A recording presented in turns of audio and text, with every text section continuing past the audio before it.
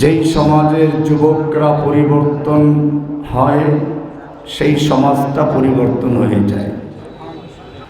उक़ाबी रूह जब बेदार आती है जवानों में, नज़र आती है मंजिल उनको आसमानों में। तो शाहीन है परवाज है काम तेरा, तेरे सामने आसमां और भी है। আসহাবে কাহাফ কয়েকজন যুবক ছিলেন। কোনো নবী রসুল তাদের কাছে যান নাই, কোনো মুফতি মুহাদ্দিস সাহেব তাকে বুঝায় নাই, কিন্তু প্রত্যেকেই বুঝতে পেরেছিল পরিবর্তন প্রয়োজন। মূর্তির সমাজকে ভেঙে তাওহীদের সমাজ গড়া প্রয়োজন। লোকমান হাকিমের কাছে কোনো নবী যায় নাই। তিনি তার সন্তানকে হয়তো বিছানায় শুয়ে শুয়ে বা খাবার প্লেটে বসে বিছানায় বসে উপদেশ দিচ্ছেন, ইয়া বুনাইয়া লা তুশরিক বিল্লাহ। কোনো ক্যামেরাম্যান ছিল না, ইউটিউবারও ছিল না, আপনাদের মতো আমাদের অতিভক্ত কেউ ছিল না, ছবি নেওয়ার জন্য পাগল। কিন্তু না, একজন ছিলেন। কে? লোকমান হাকিমের সেই অবস্থা কেউ না দেখলেও একজন দেখেছেন, যিনি তাকে কিয়ামত পর্যন্ত আলোচিত করে দিয়েছেন। এটাই হচ্ছে আমাদের দাওয়াতের মূল উদ্দেশ্য। কোরআনে সূরা ইয়াসিন একদিকে বলা হচ্ছে লাকাদ হাক্কাল কাউলু আলা আকসারিহিম ফাহুম লা ইউমিনুন, বেশিরভাগ লোক ঈমান আনবে না, না আনাটা অবধারিত। বলে তাহলে দাওয়াতের কাজ করব কেন? কি লাভ দাওয়াতের কাজ করে? বলছে হ্যাঁ, ইন্নামা তুনযিরু মান ইত্তাবাআয যিকরা ওয়া খাশিয়ার রহমান বিল গায়ব। ওই যে তোমার সামনে হাজার হাজার লোক বসে আছে, এর মধ্যে কোনো একজন বসে আছে যে মনোযোগ দিয়ে শুনে তোমার কথাগুলো সে উপলব্ধি করছে, অনুসরণ করছে। তুমি ওই একটা লোক যে কখনো হয়তো তোমার বক্তব্য শুনে ঠিক বলে চিৎকার মারে নাই, সাবিলুনা সাবিলুনা আল জিহাদ বলে স্লোগানও দেয় নাই, কিন্তু সে মনোযোগ দিয়ে শুনেছে। তুমি ওই একটা লোককে টার্গেট করে দাওয়াত দাও। ইন্নামা তুনযিরু মান ইত্তাবাআয যিকরা, তুমি ওই লোকটাকে অনুসরণ করে ওই লোকটাকে দাওয়াত দাও। তুনযিরু, সতর্ক করো, দাওয়াত দাও। মান, ওই একক ব্যক্তি, এক ব্যক্তি, ইত্তাবাআ আয যিকরা, যে উপদেশকে গ্রহণ করছে। ওয়া খাশিয়ার রহমান বিল গায়ব, এবং রহমানকে সে ভয় করে চলছে। বিল গায়ব, অপরিচিত থেকে, অদৃশ্য থেকে। কেউ তাকে দেখে না। লোকমান হাকিমকে কেউ দেখে নাই। যখন তার বাচ্চাকে উপদেশ দিচ্ছিল, আমাদেরকেও মনে রাখতে হবে, আপনারা যারা দাঁড়ি, একটা প্রবণতা দেখা যায় বারবার ছবি প্রচার করা। অনুরোধ করে শাইখ একটা ছবি যদি দিতে পারতেন আমাদের সাথে, আগে ফতোয়া দাও ছবি তোলা জায়েজ কিনা। ইন্না আশাদ্দা নাসি আযাবান ইয়াউমাল কিয়ামাতিল মুসাফফিরুন, কিয়ামতের মাঠে সবচেয়ে বেশি কঠিন শাস্তির অধিক তারা যারা ছবি আঁকে। আপনি হয়তো বলবেন ওই যে তুলি দিয়ে আঁকা, সেই সময় ছিল তুলি দিয়ে আঁকা, এখন ক্যামেরা দিয়ে আঁকা। যদিও ওলামায়ে কেরামের দুইটা মত আছে, তারপরে আমরা প্রয়োজনের খাতিরে বলি যেটা যতটুকু প্রয়োজন, দিন প্রয়োজনের জন্য ওরা করতেছেন, ঠিক আছে। কিন্তু কোনো প্রয়োজন নেই খামাকে একটা ছবি তোলা। এর মানিটা কি? আপনি একটু প্রচার হতে চান, কোরআন বলছে হাল আতা আলাল ইনসানি হিনুম মিনাদ দাহরি লাম ইয়াকুন শাইআম মাযকুরা। তুমি কি চিন্তা করো না এই পৃথিবী কত কোটি বছর চলে গেছে, সেই কোটি কোটি বছর পৃথিবীতে তোমার কোনো আলোচনা ছিল না। লাম ইয়াকুন শাইআম মাযকুরা, তুমি আলোচিত কোনো বিষয়বস্তু ছিলে না, তোমার কোনো নামগন্ধ ছিল না, তুমি নিজেই ছিলে না, অস্তিত্ব ছিলে না। এখন এসেছো, এখন তুমি প্রচার হচ্ছ। আবার মরে যাওয়ার পরে তোমাকে কেউ চিনবে? সবাই চায় মৃত্যুর পরেও সে আলোচিত হোক। দান করে যে সে বলে আমার নামটা লিখে রাখবেন, অমুসলিম হলেও সে বলে আমার নামে একটা চ্যারিটেবল করো। নোবেল সেও তো একটা করেছে, নামের জন্যই করে এগুলো। আল্লাহ বলছে নামের মালিককে, ওয়া রাফা'না লাকা যিকরাক, আল্লাহ তাআলা যার আলোচনাকে সমুন্নত করেন, যাকে আলোচিত করে রাখেন, তার কোনো প্রচারের প্রয়োজনে প্রচার করেন কে? আর আল্লাহ যাদেরকে ভুলিয়ে দিতে চান, হাজার প্রচার করার নিয়ত করলেও আল্লাহ তাকে ভুলিয়ে দিবেন। কাজে প্রথম কাজ হচ্ছে, আপনি যদি সত্যিকার অর্থে দাওয়াতের কাজ করেন। জসিমউদ্দিন রহমানি যখন প্রথম কাজ শুরু করেছিল, সম্পূর্ণ অডিও লেকচার ছিল, কিন্তু আল্লাহ তাআলা সারা দুনিয়াতে তাওহীদের আওয়াজ পৌঁছে দিয়েছে। তখন তো কোনো ভিডিও ছিল না, ইউটিউবারও ছিল না। আর এখন প্রত্যেকটা জায়গায় কেমনে প্রচার করা যাবে, এই প্রবণতা চলে গেছে। এই জন্য আপনি দায়ী। আপনাকে মনে রাখতে প্রথম কাজ ইখলাস। আমা উমিরু ইল্লা লিয়াবুদুল্লাহ মুখলিসিনা লাহুদ্দিন। যেই কোনো ইবাদত কবুল হওয়ার জন্য দুইটা শর্ত আমার প্রায় বইতে লেখা আছে, প্রায় লেকচারে আছে। যেই কোনো ইবাদত কবুল হওয়ার জন্য দুইটা শর্ত। এক নম্বর শর্ত ইখলাসুন নিয়ত, নিয়তটাকে খালেস করা, শুধুমাত্র আল্লাহর জন্য করা। ওমা উমিরু ইল্লা লিয়াবুদুল্লাহ মুখলিসিনা লাহুদ্দিন, সূরা বাইয়িনাতে 5 নম্বর আয়াত। ওমা উমিরু ইল্লা লিয়াবুদুল্লাহ মুখলিসিনা লাহুদ্দিন, একেবারে খালেস করে, পিওর করে, নির্ভেজাল করে শুধু আল্লাহকে ডাকবে, আল্লাহর জন্য কাজ করবে। 2 নম্বর, আল্লাহর জন্য কাজ করবেন, ঠিক আছে, নিয়ত ভালো। মাগরিবের নামাজটা একেবারে দরজা বন্ধ করে নিয়ত ভালো, 4 রাকাত ফরজ পড়লেন, হবে? কেন ভাই? জোহরের নামাজ 4 রাকাত, আসর ফরজ 4 রাকাত, এশার ফরজ 4 রাকাত, মাঝখানের মাগরিবটা 4 রাকাত পড়বে, 1 রাকাত বেশি পাবে, একটা রুকু পারবে, 2টা সেজদা পারবে, সুবহান রাব্বিল আযীম পারবে, আলা পারবে। আর সেজদার কত ফজিলত! আকরাবু মা ইয়াকুনুল আবদু ইলাল্লাহি ওয়া হুয়া সাজিদুন, বান্দা আল্লাহর সবচেয়ে নিকটবর্তী তখন যখন সেজদায় থাকে। কাজে 1 রাকাত বাড়াই পড়বে, নামাজ হবে? কেন? আপনার তো ইখলাস আছে পুরা, দরজা বন্ধ করে দুনিয়ার কেউ দেখবে না, কেন নামাজ হবে না? ভালো করে বুঝুন। আল্লাহ যখন কোরআনে বলেছেন আতিউল্লাহ, আল্লাহর আনুগত্য করো, তখন মনে মনে প্রশ্ন, আল্লাহ আনুগত্য অনুসরণ করা, কাউকে ফলো করা, তোমাকে দেখি না তো আমরা ফলো করব কি করে? আল্লাহ সঙ্গে সঙ্গে আতিউর রাসূল, রাসূলকে আনুগত্য করো। বলে রাসূলকে আনুগত্য করলে কি হবে? বলছেন মাইয়ুতির রাসূল ফাকাদ আতা আল্লাহ, যেই ব্যক্তি রাসূলের আনুগত্য করবে সে আল্লাহর আনুগত্য করলো। এখন আবার কিছু ফাজলামি বারকা লোক বের হয়েছে, আমাদের সাথেই ছিল, ফালতু হাদিস মানা দরকার নেই, এই সমস্ত বেহুদা লোকদের খপ্পরে আপনারা যারা পড়তেছেন এখন মনে রাখবেন, যে ব্যক্তি বলে হাদিস মানে সে কোরআনকেও মানে না। কোরআনের প্রায় 500 আয়াত কি অস্বীকার করে। কোরআন পরিষ্কার বলেছে, আমি তোমার কাছে কিতাব নাজিল করেছি লিতুবাইয়িনা লিন-নাসি মা নুজিলা ইলাইহিম, তাদের প্রতি যেই কিতাব নাজিল করেছে সেই কিতাবকে বয়ান করার জন্য তোমাকে পাঠানো হয়েছে। রাসূলকে পাঠাইছে কি জন্য? বয়ান করার জন্য। কোরআনে ইব্রাহিম আলাইহিস সালাম দোয়া করছে, রব্বানা বা'আস ফীহিম রাসূলাম মিনহুম ইয়াতলু আলাইহিম আয়াতিকা ওয়া ইউআল্লিমুহুমুল কিতাবা ওয়াল হিকমা, কিতাব ও হিকমতের তালিম দেওয়ার জন্য। আল্লাহ তাআলা বলেছেন সূরা জুমার 2 নম্বর আয়াত পড়ো, হুয়াল্লাযী আরসালা রাসূলাহু বিল হুদা ওয়া দীনিল হক লিইয়ুযহিরাহু আলা, হুয়াল্লাযী বা'আসা বিল উম্মিয়িনা রাসূলাম মিনহুম ইয়াতলু আলাইহিম আয়াতিহি ওয়া ইউযাক্কিহিম ওয়া ইউআল্লিমুহুমুল কিতাবা ওয়াল হিকমা। তাহলে কিতাব ও হিকমতের তালিম দেওয়ার জন্য। পরিষ্কার হয়ে গেল। ইতাআতে রাসূল প্রথম কাজ লা ইলাহা ইল্লাল্লাহ।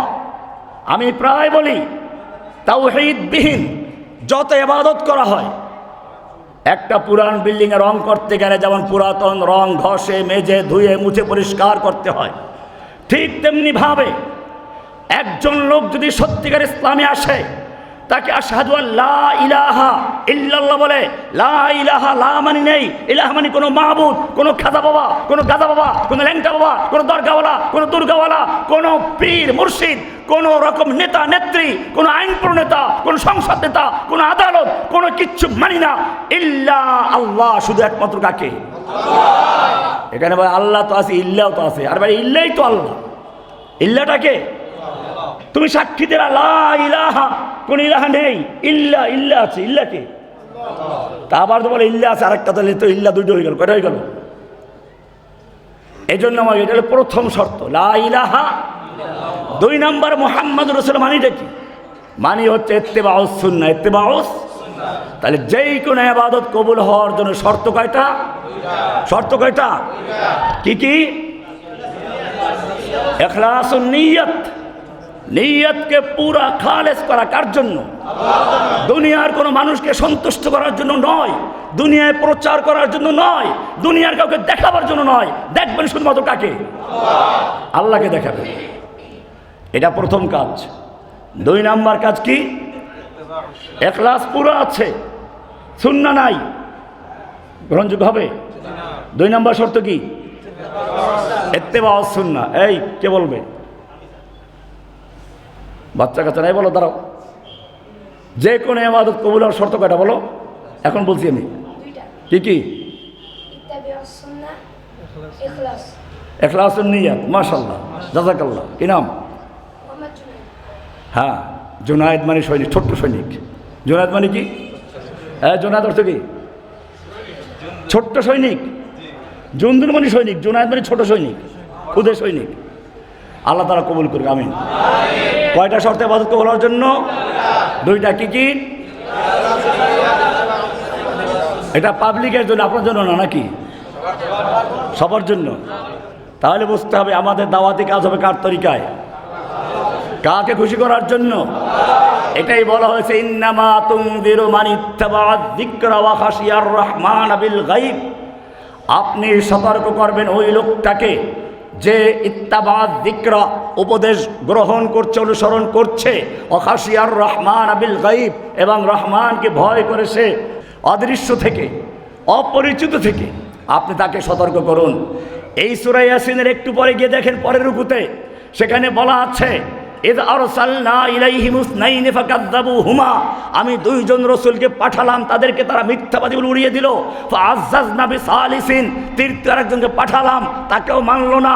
তখন আরেকজন চলে আসলো, ওয়াজা আমিন আকসাল মাদিনাতে রাজুলুন ইয়াসা।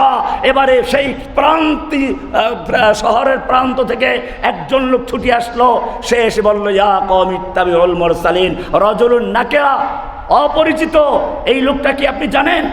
এই লোকটাই সেই লোকটা, যে লোকটাকে এতক্ষণ বলা হয়েছে সে অদৃশ্য থেকে আপনার কথা শুনছে। কিছু বোঝা গেছে? ওয়াজা আমিন আকসাল মাদিনাতে রাজুলুন ইয়াসা। শহরের প্রান্ত থেকে একজন লোক ছুটে আসলো, দৌড়ে আসলো। সে এসে বলল, ইয়া কওমি ইত্তাবিউল মুরসালিন। আরে আমার কওমের লোকেরা কি করছো? ওনারা আল্লাহর পক্ষ থেকে প্রেরিত রাসূল, ওনাদের অনুসরণ করো। এই লোকটা আপনি। প্রত্যেকে চাইবেন লোকটা। জসিমুদ্দুর রহমানি এখন এখানে আসছে, কেউ চিনে না তাকে, তার কথা কেউ শুনে না, উড়িয়ে দিচ্ছে। আপনি দৌড়ে এসে বলেন, আরে শোনো, উনি একজন শেখ, ওনার কথা শুনো। তখন লোকেরা শুনবে। এইটা আপনার ভূমিকা, এই কাজটা আপনি করবেন। আমরা এই রকম লোকদের খুঁজে খুঁজে বের করব। ওয়াজা আমিন আকসাল মাদিনাতে রাজুলুন। এই জন্য দাওয়াতি কাজ যারা করবেন, উদউ ইলা সাবিলি রাব্বিকা বিল হিকমাতি ওয়াল মাউইযাতিল হাসানা ওয়াজাদিলহুম বিল্লাতী হিয়া আহসান। এখানে 3টা গ্রুপের কথা বলা হয়েছে, আয়াত দেখে নেবেন। কোরআনে আরো বলা হয়েছে, কুল হাযিহি সাবিলি আদউ ইলাল্লাহ, বলো এটা আমার রাস্তা। আল্লাহ নবীকে বলা হচ্ছে, আদউ ইলাল্লাহ, আমি আল্লাহর দিকে মানুষকে আহ্বান করি, কোনো দলের দিকে না, কোনো ব্যক্তির মুরিদ হওয়ার জন্য না, কোনো ব্যক্তির অনুসরণ করার জন্য না, কোনো ব্যক্তি পূজার জন্য না, কোনো ব্যক্তির দল পূজার জন্য না। আদউ ইলাল্লাহ, আমি ডাকি আল্লাহর দিকে। এটাই হচ্ছে আমার কাজ। আলা বাসীরাতিন, জেনে বুঝে, কেউ অন্ধ অনুসরণ করে নাই। আমি রহমানের ভক্ত, বুঝলাম শুনলাম না কিচ্ছু না, আমি অমুক পীরের ভক্ত, বাদ দেওয়া সমস্ত। আলা বাসীরা, জেনে বুঝে। বাসীরার 3টা অর্থ। বাসীরা মানে হচ্ছে যেই কাজটা করতে যাচ্ছ এই কাজটা কোরআন সুন্নাহ অনুযায়ী সঠিক কিনা। 2, বাসীরা মানে হচ্ছে কাজটা সঠিক কিন্তু তোমার পদ্ধতি সঠিক কিনা। যেমনটা বললাম যে জোহরের নামাজ পড়লা 4 রাকাত, আসর পড়লা 4 রাকাত, মাগরিবও 4 রাকাত, কাজটা সঠিক, নামাজ পড়া সঠিক কাজ, কিন্তু তুমি কাজটা সঠিক পদ্ধতি করলে না। 3 নম্বর কাজ, এই কাজটা করলে লাভ কি ক্ষতি কি, দুনিয়ায় বিপদ কি আসতে পারে ভালো করে জেনে নেওয়া। আলা বাসীরা, বাসীরা সূরা ইউসুফের 108 নম্বর আয়াত, জেনে বুঝে। এরপরে বলা হচ্ছে আনা ওয়া মান ইত্তাবাআনি, এটা হচ্ছে আমার কাজ এবং আমাকে যারা কিয়ামত পর্যন্ত অনুসরণ করবে তাদের কাজ। কিছু লোক আছে কাজ পায় না, শায়েখ কাজ দেন, কাজ দেন, কানে হাত দিয়ে শুয়ে পড়ে, লেকচার শুনবো না, কাজ দেন। এই গাধা, কাজ তো আল্লাহ দিয়েছেন। আবু বকর যেদিন ইসলাম কবুল করেছেন সেদিন তিনি প্রশ্ন করেছেন, ইয়া রাসূলুল্লাহ কাজ দেন, আমার কাজ কি? সেই উত্তরে আল্লাহ বলছেন, কুল, আপনি বলে দিন, শুধু আবু বকরকে নয়, কিয়ামত পর্যন্ত যারা আপনার ভক্ত থাকবে, আপনার ভক্তদের ভক্ত থাকবে, রহমানির ভক্ত থাকবে, হারুন ইজারের ভক্ত থাকবে, কাজ বলে খুঁজে পায় না, এই লোকগুলিকে বলে দেন কুল হাযিহি সাবিলি, এটাই হচ্ছে আমার রাস্তা, আদউ ইলাল্লাহি, আমি যেখানে থাকি, যে প্রান্তে থাকি, কেউ চিনবে না, জানবে না, ওখান থেকে আল্লাহর দিকে মানুষকে আহ্বান করবো, বলবো না আমি রহমানির ভক্ত, আমি হারুন ইজারের ভক্ত, আমি অমুক দল করি। তুই দলের দাওয়াত দিবি কি জন্য? ধরা পড়লে পিরান দুটো খায়, রহমানির লেকচার উদ্বুদ্ধ হয়ে গেছিলাম, পাটকা মারতে গেছিলাম, এ সমস্ত বাধ্য। জেনে বুঝে ভালো করে কাজ করো। হাযিহি সাবিলি আদউ ইলাল্লাহ, আল্লাহর দিকে মানুষকে আহ্বান করবো জেনে বুঝে, আলা বাসীরা, কারো অন্ধ অনুসরণ করে না। অমুকে বলেছে তাই সঠিক, তাহলে তো পীর পূজার মধ্যে তোমার মধ্যে পার্থক্যটা কি? তুমিও রহমানের পূজা করো, তুমি আর এক শাইখের পূজা করো, ওরা এক পীরের পূজা করে, পার্থক্য কিসে? সব পূজা বন্ধ করো। আলা বাসীরা আনা ওয়া মান ইত্তাবাআনি, এটা আমার কাজ এবং কিয়ামত পর্যন্ত আমাকে যারা তাদের কাজ, এটা 2 নম্বর কথা। 3 নম্বর কথা হচ্ছে কাজ করতে গিয়ে হতাশ না হওয়া। আল্লাহ নবীকে আল্লাহ বলেছেন ইন্না লাকা ফিন নাহারি সাবহান তাবিলা, আপনাকে দিনের বেলায় দীর্ঘ সাঁতার কাটতে হবে। দীর্ঘ সাঁতার, তার মানে হচ্ছে এই হতাশ হওয়া যাবে না। এটা এরকম কোরআনে বারবার বলা হয়েছে, বৃষ্টিকে উদাহরণ দেওয়া হয়েছে। বৃষ্টি পড়ে সেই আমাজন জঙ্গলে পড়ে, বৃষ্টি পড়ে কৃষকের জমিতে। আমাজন জঙ্গলের গাছের জন্য নতুন কোনো পরিচর্যার প্রয়োজন হয় না, এমনি বৃষ্টির পানি পড়ে সে পানি দিয়ে গাছ উৎপন্ন হয়, হাজার হাজার পশু পক্ষী খেতে থাকে, ফসলাদি হয়। আর বাগানে, কৃষকের বাগানেও পানি পড়ে, বৃষ্টি পানি কাজ হয় না, আবার পরিচর্যা করতে হয়।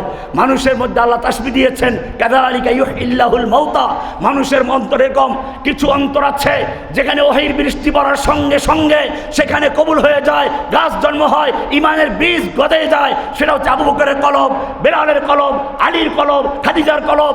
এখানে তাওহীদের বৃষ্টি পড়ার সঙ্গে সঙ্গে কবুল হয়। কিছু আছে এরকম যেখানে বৃষ্টি পড়তে থাকে, পরিচর্যারও প্রয়োজন হয়, পরিচর্যা করতে করতে এক সময় গিয়ে কবুল করে ফসল হয়। সেটা হচ্ছে আবু সুফিয়ানের কলব, যুদ্ধের নেতৃত্ব দিচ্ছে, লড়াই করছে, ইসলামের বিরুদ্ধে কতল কিতাল করছে, কিন্তু শেষ পর্যন্ত মক্কা বিজয়ের সময় ইসলাম কবুল করছে। এটা হচ্ছে আরেক দল। তুমি এই দলকে উদ্দেশ্য করে দাওয়াতের কাজ করো। ইন্না লাকা ফিন নাহারি সাবহান তাবিলা, এটাই হচ্ছে তোমার দীর্ঘ সাঁতারের কাজ। এভাবে কাজ করতে থাকো। 1 নম্বর কাজ হচ্ছে, 1 নম্বর কাজ ইখলাস। 1 নম্বর কাজ কি? ইখলাস ও নিয়ত। 1 নম্বর কাজ কি? দলিল কি? ওমা উমিরু ইল্লা লিয়াবুদুল্লাহ মুখলিসিনা লাহুদ্দিন। 2 নম্বর হচ্ছে ইত্তেবায়ে সুন্নাহ। 2 নম্বর কি? এ দলিল কি? কুল ইন কুনতুম তুহিব্বুনাল্লাহ ফাত্তাবিউনি ইউহিব্বুকুমুল্লাহ, যদি তোমরা আল্লাহকে ভালোবাসতে চাও আমার আনুগত্য, আমার অনুসরণ করো। 2। 3 নম্বর বললাম যে দাওয়াতের কাজ করব জেনে বুঝে না অন্ধ অনুসরণ করে, জেনে বুঝে। 4 নম্বর কাজ কি বললাম? দাওয়াতের কাজ করার পদ্ধতি বললাম। দাওয়াত দেব কাকে উদ্দেশ্য করে? যে ব্যক্তি আমার দাওয়াতকে গ্রহণ করবে, এমনকি টার্গেট করে দেওয়ার সবাইকে দাওয়াত দিব, কিন্তু হতাশ হওয়ার কোনো কারণ, এটা বলে হতাশ হওয়া যাবে না। 4 নম্বর কাজ এটা বলো। 5 নম্বর কাজ কি বলা হলো? দীর্ঘ সাঁতার কাটা। দীর্ঘ সাঁতার মানে হচ্ছে অক্লান্তভাবে। কোনো সাঁতার কাটতে গেলে কি হয়? দীর্ঘ সাঁতার, যদি সমুদ্রে জাহাজ ডুবে যায় তখন বাঁচার কোনো উপায় থাকে না, তখন তাকে একদিকে হাতে দিয়ে পানি সরাতে হয়, পাও দিয়ে পানি লাথি মারতে হয়, শরীরটাকে ভাসিয়ে রাখতে হয়। এরকমভাবে সব রকমের কাজ লাগানোকে বলা হয় কি? সাঁতার। আল্লাহ বলেছেন ইন্না লাকা ফিন নাহারি সাবহান তাবিলা, আপনাকে দিনের বেলায় দীর্ঘ সাঁতার কাটতে হবে। দীর্ঘ সাঁতার, হতাশ হওয়া যাবে না। তুমি কি জানো না, এক লোক তার বন্ধুকে দাওয়াত দিচ্ছে, এক সময় সে দেখলো একটা পাপ করছে, বারবার বারণ করার পরও সে বিরত হচ্ছে না, তোকে আল্লাহ ক্ষমা করবেন না। আল্লাহ তাআলা বললেন দেব যাও, আজরাইল দুটিকে ধরে নিয়ে আসো। আল্লাহ সুবহানাহু ওয়া তাআলা ওই লোকটা দায়ী যে ছিল তাকে বলল জাহান্নামে দিয়ে দাও। তোমার কি অধিকার আছে আমার পক্ষে কথা বলা? আমি তাকে ক্ষমা করব না? তোমাকে দাওয়াত দেওয়ার দায়িত্ব দেওয়া হয়েছে, কে জান্নাতি কে জাহান্নামী, কে হেদায়েত কবুল করবে কে করবে না, এই টিকিট দেওয়ার জন্য তোমাকে পাঠানো হয় নাই।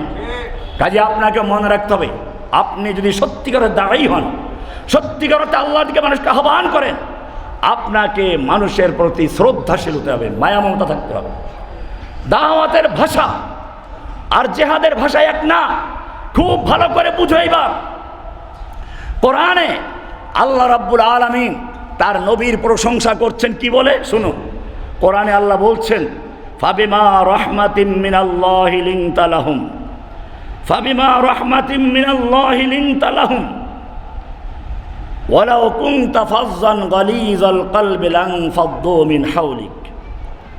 হে নবী, আপনি যেহেতু নমনীয়, সে কারণে মানুষেরা আপনার কাছে আসে আপনার কথা শুনে।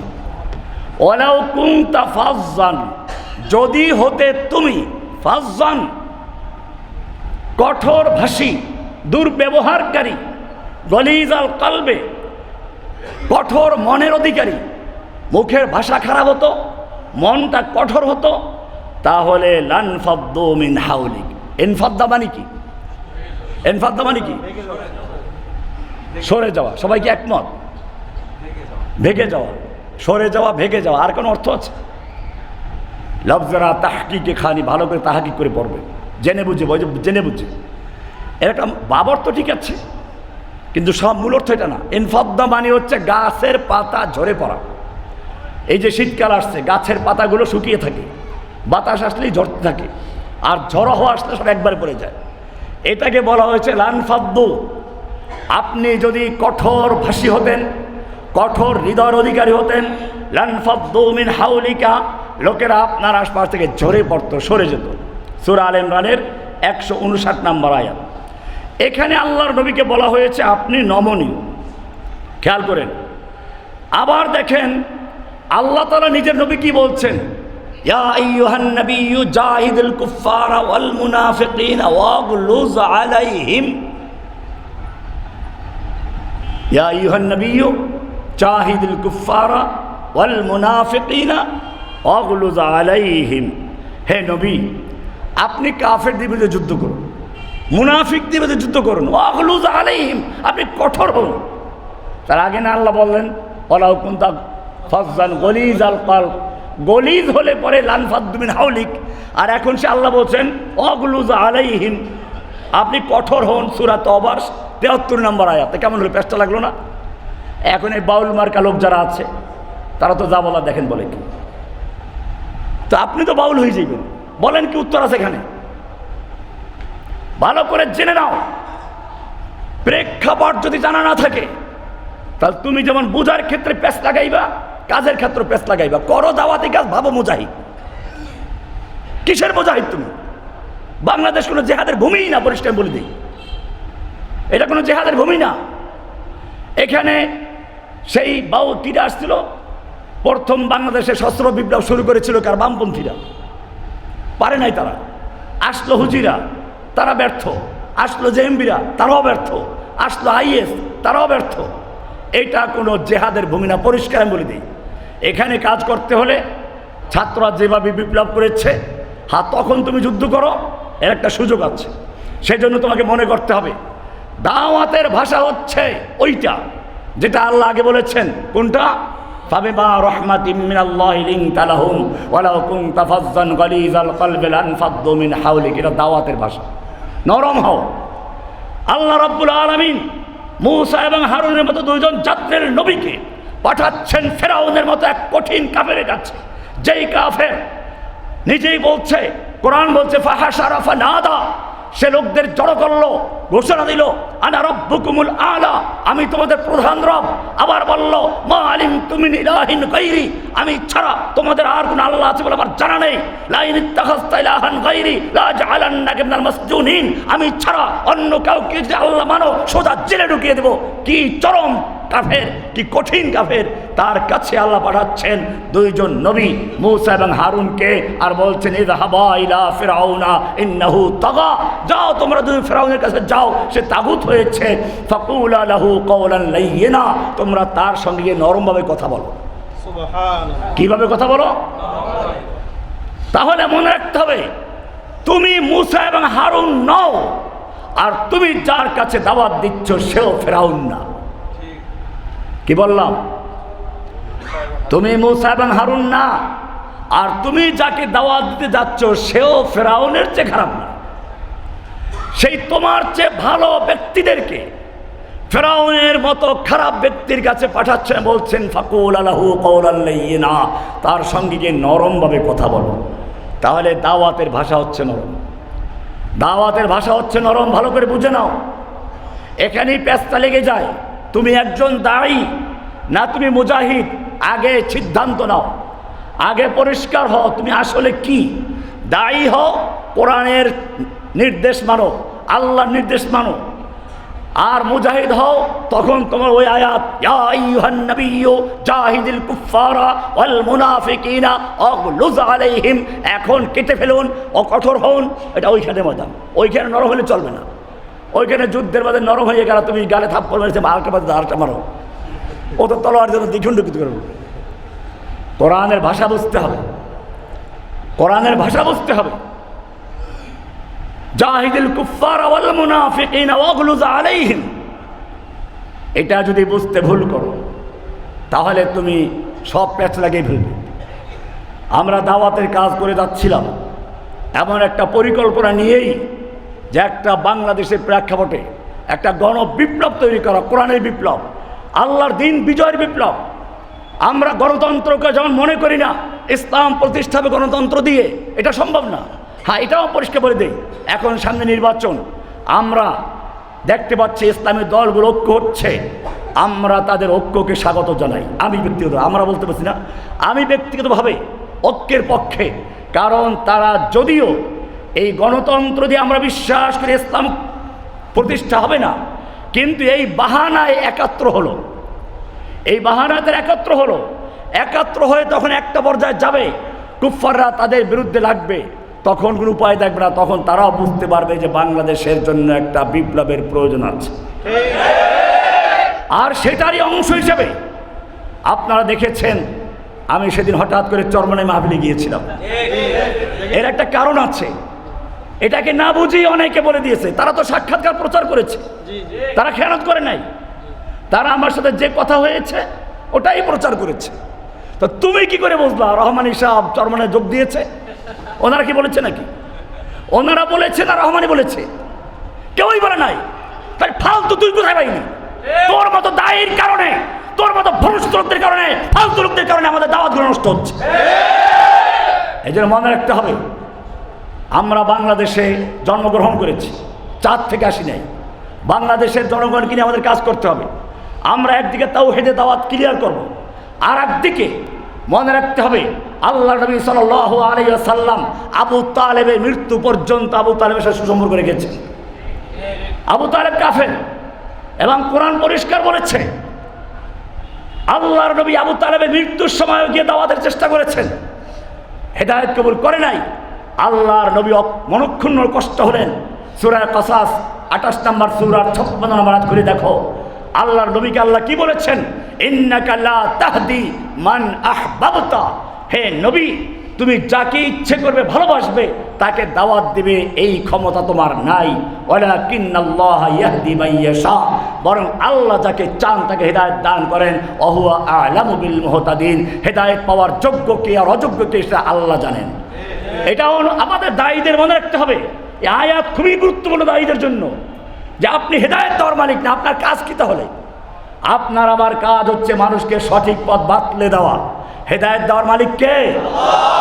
কোন সূরা? কাসাস কত নম্বর আয়াত? 56 নম্বর আয়াত। ইন্নাকা লা তাহদি মান আহবাবতা, হে নবী আপনি যাকে আহবাবতা ভালোবেসেছেন, আপনার চাচা, আপনার খালু, আপনার মামু, আপনার আত্মীয়, আপনি চাইলে হেদায়েত দিতে পারবেন না। ওয়ালাকিন্নাল্লাহা ইয়াহদি মান ইয়াশা, আল্লাহ বরং যাকে চান তাকে হেদায়েত দান করেন। ওহুয়া আ'লামু বিল মুহতাদিন, হেদায়েত পাওয়ার যোগ্য কে অযোগ্য কে তা একমাত্র তিনিই জানেন। কে জানেন? 28 নম্বর সূরা কাসাস 56 নম্বর আয়াত। এরপরে এখানেই ক্ষান্ত নয়, আল্লাহ নবী চিন্তা করলেন হেদায়েত দেওয়ার মালিক আমি না, দোয়া তো করতে পারি। চাচার জন্য তারপরে দোয়া করে যাচ্ছেন। এবারে আরো কঠিন সূরা নাযিল হয়ে গেল, সূরা তাওবার 113 নম্বর আয়াত। সেখানে বলা আছে মা কানা লিন নাবিয়্যি ওয়াল্লাযীনা আমানু আন ইস্তাগফিরু লিল মুশরিকিনা ওয়ালাউ কানু মিন উলি কুরবা মিন বা'দি মা তাবায়্যানা লাহুম আন্নাহুম আসহাবুল জাহিম। মা কানা লিন নাবিয়্যি ওয়াল্লাযীনা আমানু, নবীর জন্য এবং মুমিনদের জন্য উচিত নয়, সমীচীন নয়, ঠিক না, খাটে না, সাজে না। কি ভাষা! নবীর জন্য সাজে না। আমি যদি বলি ওনার জন্য এই কাজটা সাজে না, হ্যাঁ, সরাসরি বলা যে কাজটা করেন না এক কথা, আর একটা হচ্ছে কোনো ভদ্রলোকের জন্য এমন কাজটা করা উচিত নয়, সাজে না, তার মানে কি বুঝতে পেরেছে? কঠিনভাবে প্রতিবাদ করা। আল্লাহ তাই বলেছেন, মা কানা লিন নাবিয়্যি ওয়াল্লাযীনা আমানু, নবীর জন্য এবং মুমিনের জন্য উচিত নয় আইয়াস্তাগফিরু লিল মুশরিকিন, কোন মুশরিকের জন্য ক্ষমা প্রার্থনা করবে, ইস্তিগফার করবে, ওয়ালাউ কানু উলি কুরবা, হোক না সে যত নিকটাত্মীয়। এটা কেন বললো? চাচা হোক না সে নিকটাত্মীয়। মিন বাদি মা তাবায়্যানা লাহুম আন্নাহুম আসহাবুল জাহিম, যখন পরিষ্কার হয়ে গেল যে সে জাহান্নামী। আবু তালেব জান্নাতি না জাহান্নামী? জান্নাতি না জাহান্নামী? কোরআনে স্পষ্ট আয়াত আছে, সন্দেহ করার কোনো সুযোগ নেই। কিন্তু সে আবু তালেবের সঙ্গে আল্লাহ নবীর মৃত্যু পর্যন্ত সম্পর্ক ভালোই ছিল। কাজে মনে রাখতে হবে আমাদের আবু তালেবেরও প্রয়োজন আছে। আকীদার ক্ষেত্রে, দাওয়াতের ক্ষেত্রে আমরা ক্লিয়ার করে দিব আমাদের ওয়ালাওয়াল বারা শুধু আল্লাহর জন্য, ব্যক্তিগত শত্রুতা আমাদের কারো সঙ্গে নেই। হ্যাঁ, আমরা দেশের প্রেক্ষাপটে ইসলামের সুবিধার জন্য আল্লাহ নবী যেরকমভাবে চুক্তি করেছেন, ইহুদিদের সাথে চুক্তি করেছেন, মক্কার কুফারদের সঙ্গে হুদায়বিয়ার সন্ধি, এরকম যদি কোনো দিক থাকে আমরা সবার সঙ্গে সেটা সমর্থন করব। এর মানে এই নয় যে আমরা একটা দলের সাথে মিশে গেছি, আপনি ফালতু কথা বলা শুরু করে দিলেন। এই জন্য মনে রাখতে হবে আমাদের দাওয়াতের কাজের ক্ষেত্রে আমরা একজন দায়ী, পরিষ্কার মনে রাখতে হবে, ইযহাবা ইলা ফিরআউনা ইন্নাহু তাগা ফাকুলা লাহু কওলান লাইয়িনা, নম্রভাবে কথা বলো, কর্কশভাবে নয়। দাওয়াতের ভাষা এটা। আর জিহাদের ভাষা তো বলেই দিলাম, জাহিদুল কুফারা ওয়াল মুনাফিকিনা আগলুজ আলাইহিম, আপনি কঠোর হন। যে আল্লাহ তাআলা নবীর প্রশংসা করলেন, আপনি কঠোর হলে লোকেরা ভেগে যেত, পালিয়ে যেত, ঝরে যেত। আর সে আল্লাহই বলেন কঠোর হন। দুইটা দুই জায়গার জন্য, এটা বুঝতে হবে আপনাকে। আপনি দাঁড়াই, আপনাকে মনে রাখতে হবে একটা দীর্ঘ সাঁতার আপনার সামনে আছে। আপনি ক্লান্ত হলে চলবে না। আপনি যদি হতাশ হয়ে যান, ক্লান্ত হন, তো চলবে না। আপনাকে 3 নম্বর যে সর্বশেষ যে কথাটা আমি বলো সেটা হচ্ছে এই, মনে রাখতে হবে, মনে রাখতে হবে ইবাদত কবুল হওয়ার জন্য 2 শর্ত। একটা হচ্ছে ইখলাসুন নিয়ত, দ্বিতীয় বলা হচ্ছে ইত্তেবাউস সুন্নাহ। এটা শুধুমাত্র জিকির করার ক্ষেত্রেই না, নামাজের ক্ষেত্রে আকিমুস সালাত হুকুম কার? আল্লাহ। আকিমুস সালাত হুকুম কার? আল্লাহ। সালাত কায়েম করব কিভাবে? তরিকা কার? মুহাম্মদুর রাসূলুল্লাহ, রাসূলের তরিকা। মাইয়ুতির রাসূল ফাকাত আল্লাহ। হজ করব, ফরজ হুকুম কার? আল্লাহ। আলিল্লাহি আলান নাসি হিজ্জুল বাইতি মান ইসতাতা ইলাইহি সাবিলা, হজের ফরজ করেছেন কে? আল্লাহ। হজ কিভাবে করব? ফাত্তাবিউনি, ইতাআতে রাসূল। আল্লাহ রাসূল বলেন খুযু আন্নি মানাসিকাকুম, খুযু আন্নি মানাসিকাকুম, আমার থেকে হজের কাজগুলো শিখে নাও। সালাত কায়েম করব, হুকুম আল্লাহর তরিকা রাসূলের। সিয়াম পালন করব, হুকুম আল্লাহর তরিকা রাসূলের। হজ করব, হুকুম আল্লাহর তরিকা রাসূলের। এরকম জিকির করব, হুকুম আল্লাহর তরিকা কার? তরিকা বাউলদের। ও, রাসূলের তরিকা। রাসূলের তরিকায় পাগলামি আছে নাকি? বাউল একটা তরিকা বের হয়েছে, এটা মনে রাখবেন। বাউলদের জন্ম কোথায় ইতিহাস পড়ুন। ইংরেজরা যখন ভারতবর্ষে আলেম ওলামাদের হত্যা করা শুরু করলো 1857 সালে, আলেমদের হত্যা করলো, মাদ্রাসা বন্ধ করে দিল, মসজিদ বন্ধ করে দিল কাদিয়ানীদের পরামর্শে। তারপরে যখন দেখলো ওদের বিরুদ্ধে আন্দোলন আরো দাবা নলের মতো ছড়িয়ে পড়ছে, তখন তারা আবার পরামর্শ করলো এইভাবে আলেম হত্যা করে আর মাদ্রাসা বন্ধ করে ইসলাম ধ্বংস করা যাবে না। ইসলাম ধ্বংস করতে হলে আমাদেরকে একটা ভিন্ন কৌশল আগাতে হবে, মুসলিমদেরকে মেরে নয়, ইসলামকে মেরে। কি বলেছি? পার্থক্য কি? মুসলিমকে মেরে নয়, ইসলামকে মেরে। তার মানে হচ্ছে এই, তখনই কাদিয়ানির জন্ম, বাউলদের জন্ম, ইসলামের শিকড় কেটে দেওয়ার জন্য এই বাউল ধর্মের জন্ম হয়েছে। হিন্দুদের মধ্যে যারা বৈরাগ্যবাদী, আর বৌদ্ধদের মধ্যে যারা, হিন্দুদের যে ভক্ত আন্দোলন ছিল একটা, ভক্তি আন্দোলন, ভক্তি, আর মুসলমানদের মধ্যে ছিল একটা সুফি কবর পূজারী, আর বৌদ্ধদের মধ্যে যারা বৈরাগী, এই তিন দলের সমন্বয়ে যে ধর্মের তৈরি হয় সেটা হচ্ছে এই বাউল ধর্ম। বাউল, আপনি বাংলা একাডেমি ওদের বই তৈরি করেছে, এটা ইংরেজদের থেকেই শুরু হয়েছে। ইংরেজরা এই ধর্ম তৈরি করেছে, এদের বই পুস্তক রচনা করে দিয়েছে ইংরেজরা, এদের পক্ষে সমর্থন করেছে, এদের পক্ষে মিডিয়া সমর্থন করে দিয়েছে, এবং সেটা আমরা দেখেছি বিগত সরকার পর্যন্ত বাউলদের পক্ষ নিয়েছে, তাদের বই বাংলা একাডেমি থেকে ছাপিয়ে দিয়েছে। এবং এখনও দেখেছি যখন বাউলদের বিরুদ্ধে গোটা আলেম সমাজ ফুটে উঠে, তখন একদল সাংবাদিক, একদল বামপন্থী, একদল রামপন্থী, একদল সুফি, একদল কবর পূজারী তাদের পক্ষে দাঁড়িয়ে গেছে। এটাই ছিল বাস্তবতা। বাউল মানে কি? ওরা বলতে চায় বাউল বাতুল শব্দ থেকে, ওদেরটাও যদি মানি, বাংলা একাডেমি থেকে যে বই বের হয়েছে সেখানে সেটা যদি মানি, তাহলে বাতুল থেকে বেরিত। বাতুল হচ্ছে সংস্কৃত ভাষা, যার মানে হচ্ছে পাগল, উম্মাদ, ধর্মহীন এসব লোক। আর আমি বলি বাউল বাতুল থেকে না, বাউল বাউল থেকেই। বাউল হচ্ছে আরবি শব্দ যার মানে সে পেশাব করা। বাউল মানে কি? পেশাব করা। বাউল মানে কি? বাউল মানে পেশাব করা, পেশাব।